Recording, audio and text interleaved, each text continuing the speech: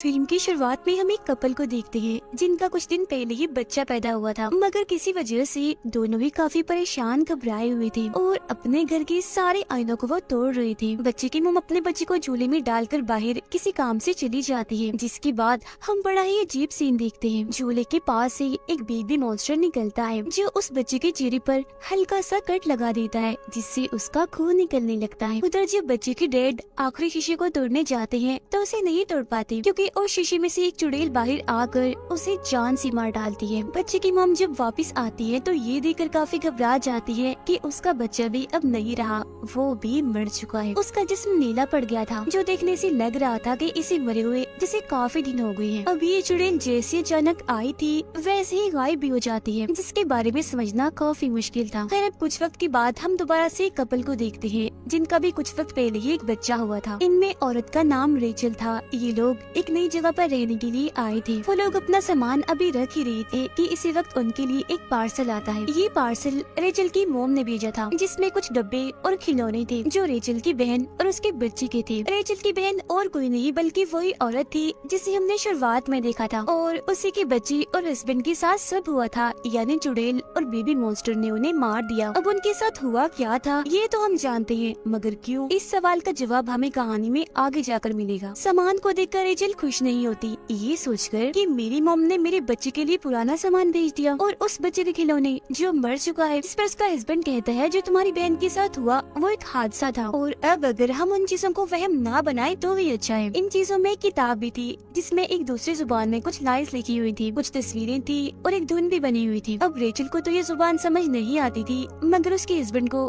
थोड़ी बहुत आती थी, इसीलिए वो किताब को चेक करके बताता है कि ये जो लाइन्स और धुन है ये ललाबाई है, एक लोरी है। अब रेचल उसे गुनगुनाने लगती है, मगर एक कॉल की वजह से वो चुप हो जाती है और किताब को बंद कर देती है। अब कुछ दिन ऐसे गुजर जाते हैं। उनका बच्चा बाकी बच्चों की तरह हमेशा रोता रहता है, सोता भी नहीं है, इसलिए दोनों काफी परेशान हो गए थे। परेशान भी क्या, थक गए थे, ये सोचकर कि बच्चों को पालना आसान नहीं होता। दोनों ही अपने अपने काम से छुट्टी लेकर अपने बच्चे का ख्याल रख रही थी। रेचल एक बिजनेसमैन थी, जबकि उसका हस्बैंड एक आर्टिस्ट होता है। आज उसकी आर्ट्स, उसकी कला की एग्जीबिशन थी, यानी उसकी नुमाइश हो रही थी, इसीलिए उसका हस्बैंड काम पर चला जाता है और रेचल अकेली उसका ख्याल रखती है। वो उसे चुप करवा कर शांत करके सुलाने की कोशिश करती है, मगर वो सोता ही नहीं। फिर जब वो उसके लिए बेडशीट निकाल रही थी तो उसे वही किताब मिलती है जिसमें वो लोरी लिखी गई थी। उसे अब जैसी रेचल गुनगुनाती है तो उसका बच्चा अब बड़े ही आराम से सो जाता है। पर ठीक इसी वक्त पर हम देखते हैं कि घर की एक शीशे पर दरारें पड़ रही है, जो काफी अजीब था। रात को जब उसका हस्बैंड काम से लौटता है तो रेचल उसे बताती है कि मैंने बेबी को ललाबाई लोरी सुनाई और वो बड़े आराम से सो गया, जिससे वो भी काफी खुश हो जाता है। इसके बाद वो दोनों सो जाते हैं, जिनके पास में ही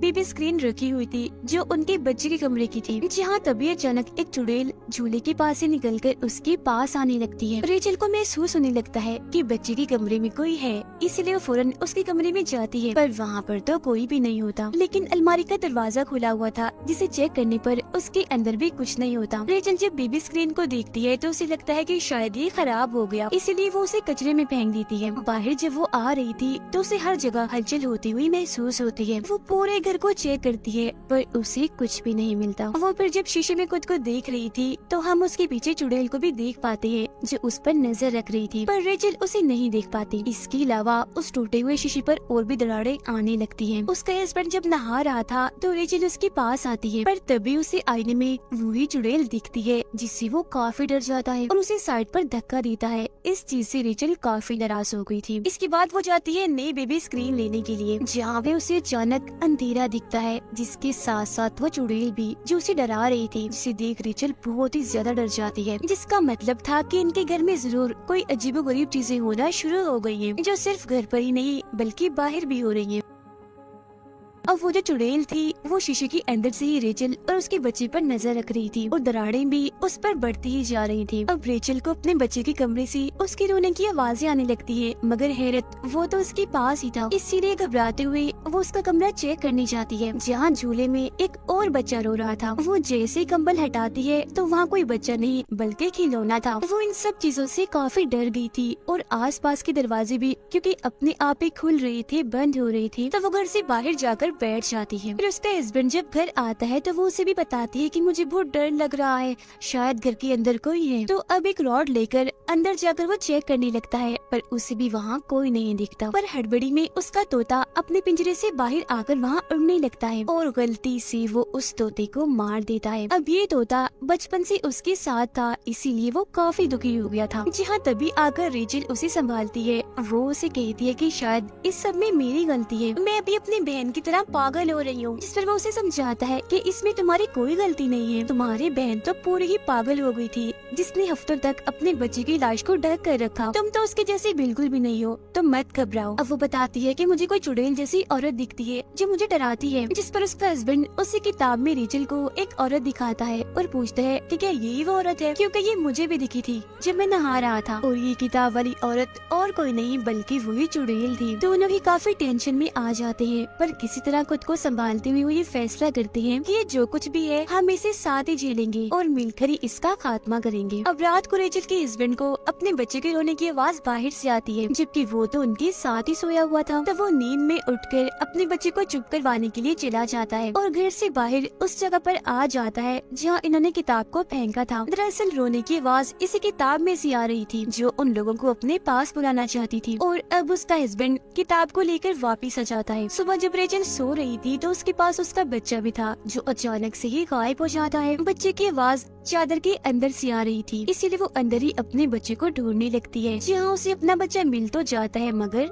मरा हुआ, जो देख वो काफी घबरा गई थी, जबकि असल में उसका बच्चा बिल्कुल ठीक था, जिसे देखकर उसकी जान में जान आती है। अगले दिन उसका हस्बैंड अपने बच्चे को लेकर चला जाता है क्योंकि आज रेचल ने किसी जरूरी काम से जाना था। रेचल का हस्बैंड अब एक चर्च में जाता है जहाँ आकर उसकी मुलाकात एक प्रीस्ट से होती है, जबकि दूसरी तरफ हम रेचल को एक मेंटल हॉस्पिटल में जाता हुआ देखते हैं जहाँ उसकी बहन थी। रेचल का हस्बैंड उस प्रीस्ट को सब कुछ बताता है जिन चीजों का उन्हें सामना करना पड़ रहा था, और वो किसी एक्सोर्सिस्ट के बारे में पूछता है जो भूत प्रेत को कंट्रोल करने के माहिर होते हैं ताकि उन्हें कोई मदद मिल सके। ये सारी बातें सुनकर प्रीस्ट उसे कहती है कि बिल्कुल यही सब रेचल की बहन भी पूछती हुई आई थी, और अब वो उस किताब को देखकर उसके बारे में बताने लगती है। उधर रेचल भी अपनी बहन को सब कुछ बता देती है, जो सुनकर वो कहती है कि क्या तुमने वो ललाबाई लोरी तो नहीं गाई? जिस पर रेचल हाँ में जवाब देती है, जो सुन उसकी बहन डर जाती है और कहती है कि मैंने वो सारा सामान लॉक करके रख दिया था ताकि वो किसी को भी ना मिल सके, मगर वो तुम तक आ गया है, लोरी भी तुमने गा ली है तो अब बहुत बुरा होगा। और अब रेचल की बहन और प्रीस्ट उस किताब के बारे में बताने लगते हैं। तो यहाँ अब सामने आएगी उस चुड़ैल और लोरी की कहानी। अब जैसा कि हम जानते हैं कि दुनिया बनने से पहले गॉड ने सबसे पहले एडम और ईव को बनाया था, पर अक्सर लोगों का कहना है कि उनसे पहले गॉड ने एक औरत को बनाया था जिसका नाम लिलिथ था, जो कि बहुत ही खूबसूरत थी। अब एडम ने एक खास किस्म की लोरी बनाई जो सुनकर लिलिथ हमेशा उनके पास आ जाया करती थी। लिलिथ उनके साथ रहना चाहती थी, मगर ईव की वजह से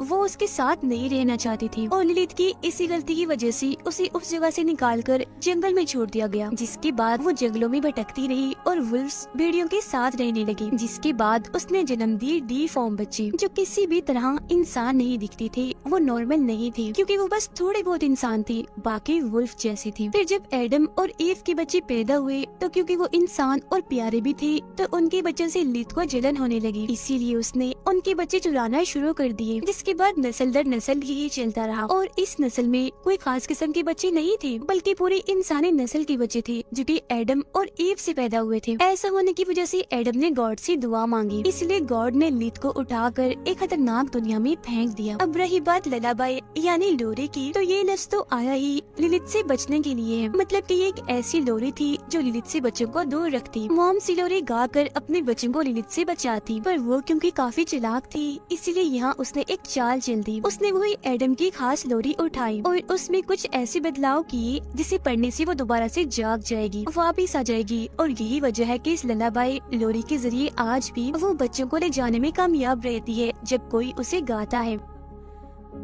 उसकी बहन कहती है कि मैं तुम्हारे बच्चे को बचा सकती हूँ, बस मुझे यहाँ से निकालो, जिसके लिए रेचल मान जाती है। उधर रेचल का हस्बैंड उस प्रीस्ट से मदद मांगता है, जिस पर वो कहती है कि ये सिर्फ कहानियाँ हैं, झूठी दास्तान है, सच नहीं है, तो इसमें मैं तुम्हारी कोई मदद नहीं कर पाऊंगी और तुम भी रिलैक्स हो जाओ। जो सुनकर गुस्से में उसका हस्बैंड यहाँ से चला जाता है। घर आकर वो देखता है कि बाथरूम की सारी टैप्स टूटियां खुली हुई है जिनमें से पानी आ रहा था, तो वो अपने बच्चे को कमरे में छोड़कर उन्हें बंद करने वॉशरूम में चला जाता है, जहाँ तभी दरवाजा दरवाजा अचानक बंद हो जाता है। बाहर उसका बच्चा अकेला था, जहाँ तभी उसके पास बेबी मॉन्स्टर आता है, जो कि और कोई नहीं बल्कि लिलित के बच्चे हैं। और शुरुआत में भी झूले के पास हमने जिस बेबी मॉन्स्टर को देखा था, जिसने बच्चे के चेहरे पर कट लगाया था, वो भी और कोई नहीं बल्कि लिलित का ही बच्चा था, क्योंकि ये भी दरअसल इंसान के बच्चों को पसंद नहीं करते थे। और वो रेचल के बच्चे के सामने शीशे का एक बर्तन तोड़ देती है, जिससे बच्चे के सामने ढेर सारा कांच बिखर जाता है, जिससे कि उसे किसी भी वक्त लग सकता था। उधर बाथरूम में रेचल के हस्बैंड को भी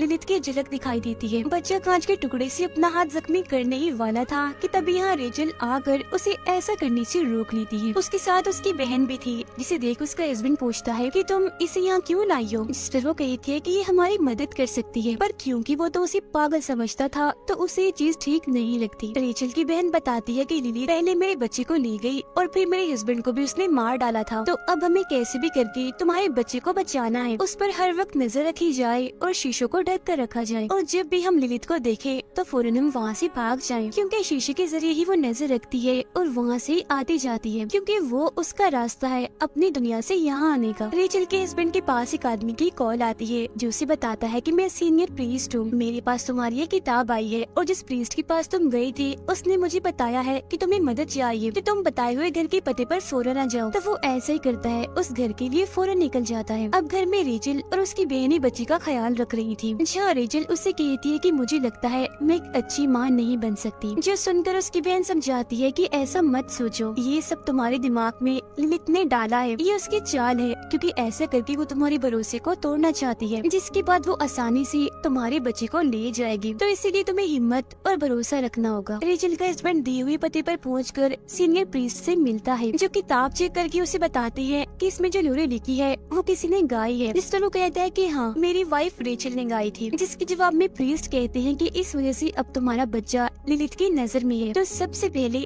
तुम्हें अपने बच्चे को लिलित से बचाना है। और हाँ, वो बच्चे को सीधा डायरेक्ट आकर नहीं ले जाती, उसे नहीं मारती, बल्कि उसका प्रोसेस किसी रिचुअल जादू की तरह होता है, जिसे पूरा करके ही वो बच्चे तक पहुंच सकती है। इस रिचुअल में 3 स्टेप्स होते हैं, जिनके पूरा होते ही इस दुनिया का दरवाजा खुलता है और वो आ जाती है। पहला स्टेप था उस लोरी को गाना, फिर दूसरा घर में किसी जानवर परिंदे का खून बहना, जिस पर फौरन रेचल का हस्बैंड कहते हैं कि हाँ मेरे तोते का खून बहा था, वो मर गया है, जिसका मतलब था कि अब आखिरी तीसरा स्टेप ही बचा है रिचुअल पूरा होने में, और वो है उनकी बच्ची का एक बूंद खून बहना। जब ऐसा होगा तो लिलित उसे लेने आ जाएगी, यानी कि शुरुआत वाले बच्चे को जो कट लगा था उसके खून बहने की वजह से लिलित उसे ले जा पाई थी, और ये सब और कोई नहीं बल्कि लिलित के बच्चे करते हैं। और उन्होंने रेचल के बच्चे के सामने भी ग्लास का बर्तन इसलिए तोड़ा था ताकि उसका खून बहे और रिचुअल पूरा होते ही लिलित आकर उसे ले जाए। अब प्रीस्ट उसे कुछ खास किस्म की मोमबत्तियां और एक दुआ लेकर देते हैं, साथ में ये भी कहते हैं कि तुम्हें पूरे यकीन भरोसे से इस दुआ को पढ़ना होगा, क्योंकि लिलित बेशक ताकतवर है पर भरोसे के आगे नहीं। इसके बाद उसका हस्बैंड वहाँ से जाने के लिए निकल जाता है, जबकि प्रीस्ट उस किताब को अपने पास ही रख लेते हैं, क्योंकि ये किताब दुनिया के लिए खतरनाक है। उधर लिलित के बच्चे रेचल के बच्चे के पास आ रहे थे उस पर हल्का सा कट लगाने के लिए, पर तभी रेचल की आँख खुल गई थी तो वो बच्चे को अपने गोद में उठा लेती है। अब तभी उसके पास रेचल की बहन आती है, कहती है तुम थोड़ा आराम कर लो, तब तक इसे मैं संभालती हूँ। लेकिन यहाँ पर हमें उसकी बहन के इरादे कुछ ठीक नहीं लग रहे थे, क्योंकि वो शीशे पर से कपड़ा हटा देती है, जो उसे नहीं करना चाहिए था। साथ ही बच्चे को सुई भी चुभाती है, जिससे उसका खून निकल जाता है, जिसके बाद वो लोरी खाने लगती है, जो सुनकर रेचल काफी हैरान हो जाती है और उससे पूछती है कि तुम ऐसा क्यों कर रही हो, जिस पर उसकी बहन बताती है कि मेरा बच्चा अभी भी जिंदा है, जो दूसरी दुनिया में लिलित के पास है, और मैं उसे वापस लाना चाहती हूँ। जब लिलित आएगी तो तुम्हारे बच्चे को ले जाकर वो मेरा बच्चा मुझे वापस लौटा देगी। और हाँ, मैंने ही वो किताब सामान में रखकर तुम्हारे पास भेजी थी। जब से तुम्हारा बच्चा पैदा हुआ था मैं इसी वक्त का इंतजार कर रही थी, जिससे साफ जाहिर था कि उसकी बहन ही उसकी दुश्मन बन गई, यानी कि ये भी एक जलन ही थी। रेचल को अपनी बहन का ये रूप देखकर बहुत गुस्सा आ गया था, इसीलिए वो उस पर हमला कर देती है। उनकी हाथापाई हो रही थी कि इसी बीच लिलित आकर रेचल के बच्चे को अपने साथ ले जाती है, जिसके बाद रेचल के पीछे उसकी बहन आकर उसे शीशे में खींचकर ले जाती है, जो दरअसल उसे लिलित की दुनिया में ले आई थी। उधर जब उसका हस्बैंड घर आ रहा था तो लिलित उस पर भी हमला कर देती है, पर वो जैसी तैसी करके बच जाता है। अंदर जब वो आता है तो उसे शीशे में रेचल दिखती है, जो अगले ही पल गायब हो गई थी। इसीलिए वो सारी मोमबत्तियों को जलाकर सारे शीशों को चेक करने लगता है। लिलित की दुनिया में उसकी बच्ची रेचल पर हमला कर देती है, पर वो जैसी तैसी उनसे बच जाती है। जहाँ तभी उसके पास उसकी बहन आकर कहती है कि अपने बच्चे को बुलाओ, पूरा यकीन यकीन से, क्योंकि ऐसा करके ही हम उसे ढूंढ पाएंगे और दोनों बच्चों को बचा पाएंगे। अब रेचल जैसे अपने बच्चे का नाम लेती है तो उसे उसकी आवाज भी आने लगती है, जिसका वो पीछा करने लगती है। लिलिथ फिर रेचल के हस्बैंड पर हमला करने के लिए आती है और उन मोमबत्तियों को भी बुझा देती है, मगर जब वो धुआं पड़ने लगता है वो भी पूरे यकीन के साथ, तो मोमबत्तियां दोबारा से जल जाती है, जिस वजह से लिलिथ वहाँ से चली जाती है। उधर रेचल एक कमरे में जाती है जहाँ उसे अपना बच्चा भी मिल जाता है, पर तभी इधर लिलिथ आकर उस पर हमला करके बच्चे को उससे छीन लेती है। उसकी बहन भी वहाँ आ चुकी थी, जो लिलिथ पर हमला करके बच्चा लेती है और रेचल के हाथ में देकर कहती है कि जल्दी करो, भाग जाओ यहाँ से। खुद वो लिलिथ को रोकने में लग जाती है, पर अपनी खतरनाक लोरी को सुनाकर लिलिथ उसे भी मार डालती है। उधर जब रेचल भाग रही थी तो सारे शीशे टूटने लगते हैं, जिनसे बचने के लिए रेचल अब और भी तेज भागने लगती है। यहाँ उसकी मदद कर रही थी उसके हस्बैंड की दुआ करने की आवाजें, और अब इससे पहले उसके घर का भी शीशा टूटता वो पहले ही उसे पार करके वापस आ जाती है। अब लिलिथ भी उन पर हमला करने के लिए आईने से बाहर आने लगती है, पर अब वो दोनों मिलकर एक साथ दुआ को दोहराने लगती हैं और उसे इस दुनिया में आने से रोक देती हैं। इसके बाद लगता है कि सब कुछ शांत हो गया था,